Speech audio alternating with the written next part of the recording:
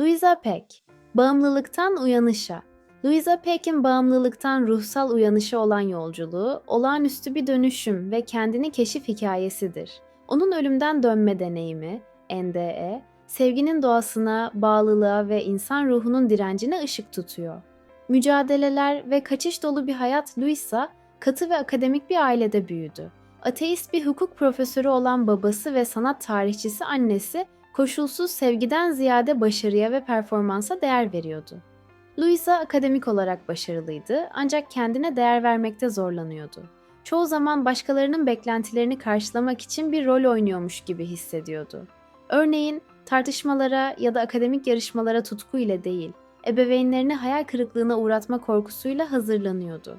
Başarıları bile ona sadece yeteneklerini doğruluyormuş gibi geliyor, bir insan olarak öz değerini pekiştirmiyordu. Hayatı boyunca sahnede bir oyuncu gibi hissediyor, alkış bekliyor ancak asla gerçek bir tatmin bulamıyordu. Bu sürekli başarı baskısı onun gerçek benliğinden uzaklaşmasına neden oldu ve bu içsel çatışma gelecekteki mücadelelerini şekillendirdi. Lisede Louisa alkolü keşfetti. Bu yetersizlik hislerinden kaçışı oldu. İçki ona geçici bir aidiyet ve özgüven sağladı. İlk kez insanlarla uyum sağlayabildiğini hissetti ancak bu rahatlama yüksek bir bedel ile geldi. Yetişkinliğe geçişinde alkol ve diğer maddelere olan bağımlılığı arttı. Louisa, New York'a taşınarak şehrin gece hayatına daldı. Canlı parti sahnesi ona bitmek bilmeyen dikkat dağıtıcı şeyler sundu ancak içindeki boşluğu dolduramadı. Partilerin ve madde kullanımının arkasında sık sık panik ataklarla ve derinleşen bir boşluk hissiyle mücadele ediyordu. Eğer bu videoyu beğendiyseniz kanalımıza abone olmayı unutmayın. Yeni videolar ve içerikler için bildirimleri açarak hiçbirini kaçırmazsınız. Her hafta yeni paylaşımlar yapıyoruz, o yüzden abone olarak bize destek olabilirsiniz. Görüşlerinizi yorumlarda bizimle paylaşmayı da unutmayın. Teşekkürler. Kendini doğrulama arayışı, ulaşılması imkansız beklentilerin bir döngüsüne dönüştü. Her içki, parti ya da geçici bir yükselme, sonunda kendini tam hissedeceği anı vaat ediyordu. Ancak her seferinde, öfori sona erdiğinde onu daha da boş ve kopuk bir şekilde bırakıyordu. Bu döngü özgüvenini aşındırıyor ve giderek artan bir yetersizlik ve utanç hissine neden oluyordu. Bu paterni neden kıramadığını sık sık sorguluyor ama geçici rahatlama anları onu beklenti ve hayal kırıklığı döngüsünde tutuyordu. Ancak dışsal doğrulamadan teselli aradıkça içsel huzurdan daha da uzaklaşıyordu. Kader niteliğinde bir gecede Louisa'nın madde bağımlılığı tehlikeli bir noktaya geldi. Kokain sandığı bir maddeyi yanlışlıkla lidokain olarak alarak aşırı dozda ilaç aldı.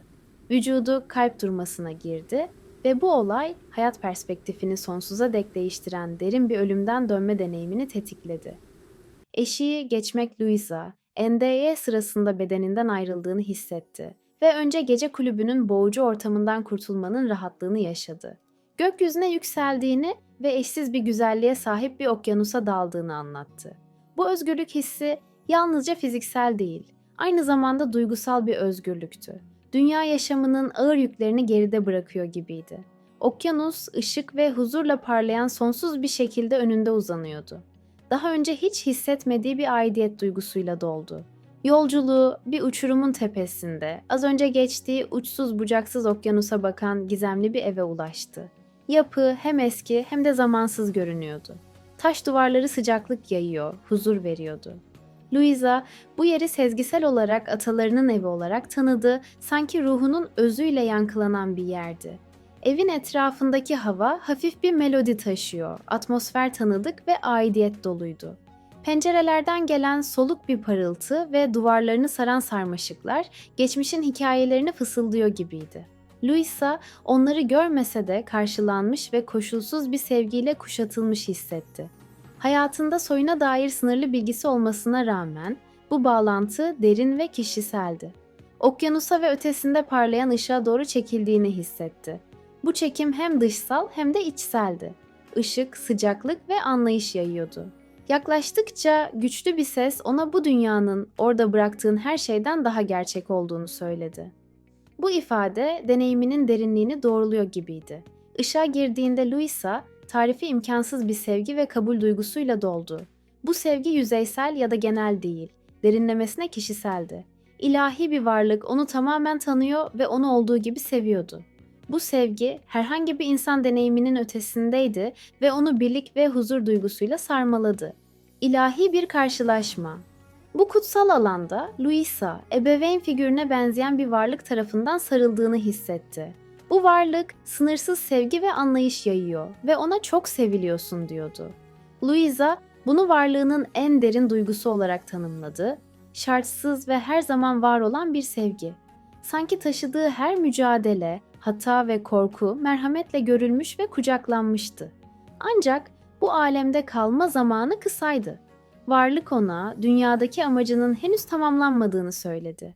Louisa bu mükemmel varoluş halini bırakma düşüncesiyle yıkıldı. Geçiş en derin aidiyet duygusundan koparılmak gibiydi. Ancak nazikçe bedenine geri döndü ve gece kulübünde bilincini yeniden kazandı. Değişen bir perspektif Louisa'nın dünyaya dönüşü, varoluş anlayışında derin bir değişiklikle işaretlendi. Anlamlı bağları yüzeysel olanlara tercih etmeye başladı ve günlük etkileşimlerinde sevgi ve şefkati ifade etme fırsatlarını aktif olarak aradı. Hayata bakışı evrildi. Zorlukları büyüme fırsatları olarak görmeye başladı. Doğayı takdir etmek ve deneyimlerini düşünmek gibi basit alışkanlıklar iyileşme sürecinin vazgeçilmez bir parçası haline geldi. Bu değişiklikler eylemlerini birlik ve sevgi dersleriyle uyumlu hale getirdi. Bu farkındalık hemen bir dönüşüme yol açmadı. Louisa yıllarca alkolizm ve kendine zarar veren davranışlarla mücadele etmeye devam etti. Ancak NDE sırasında duyduğu doğruyu yanlıştan ayırt edebildiğini biliyorsun. Sesi ona eşlik etti. Bu farkındalık sessiz ama ısrarlı bir rehber gibi değişim yolunda ilerlemesini sağladı. Zamanla Louisa uzun süredir uyuşturmaya çalıştığı acılarla yüzleşmeye başladı. Yardım aradı ve Alkollüler Anonim'e katıldı. Burada destekleyici bir topluluk ve iyileşmek için araçlar buldu. AA'nın öğretileri NDE sırasında kazandığı ruhsal içgörülerle birleşerek yeni bir yaşam biçimi için temel oluşturdu. Amaç ve sevgiyi kucaklamak.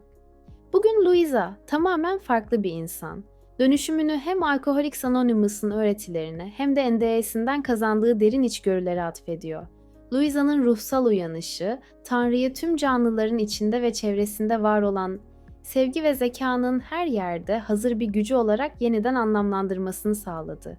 Tanrı'yı artık uzak veya yargılayıcı bir figür olarak değil, varoluşun dokusuna dokunmuş yakın bir varlık olarak görüyor. Eğer bu videoyu beğendiyseniz kanalımıza abone olmayı unutmayın. Yeni videolar ve içerikler için bildirimleri açarak hiçbirini kaçırmazsınız. Her hafta yeni paylaşımlar yapıyoruz. O yüzden abone olarak bize destek olabilirsiniz. Görüşlerinizi yorumlarda bizimle paylaşmayı da unutmayın. Teşekkürler. Louisa kendini iyilik ve pozitiflik yaymaya adattı. Amacının karşılaştığı herkesi biraz daha mutlu ve daha bağlı bırakmak olduğuna inanıyor. Günlük yaşamında başkalarını dinlemek, teşvik edici sözler söylemek ya da küçük nazik jestlerle insanlarla bağ kurmak için zaman ayırıyor. Örneğin topluluk gruplarıyla çalışırken bağ ve neşe oluşturmayı amaçlayan etkinlikler düzenliyor. Hatta bir komşuyla sohbet ederken ya da bir yabancıya yardım ederken bile paylaşılan insanlık ve anlayış anları yaratmaya odaklanıyor. Bu basit eylemler, NDE sırasında deneyimlediği sevgi ve birliği somutlaştırma biçimi.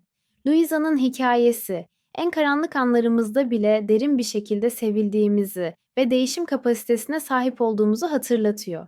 Bizi kendi potansiyelimizi kucaklamaya ve kendimizde ve başkalarında ilahiyi tanımaya davet ediyor.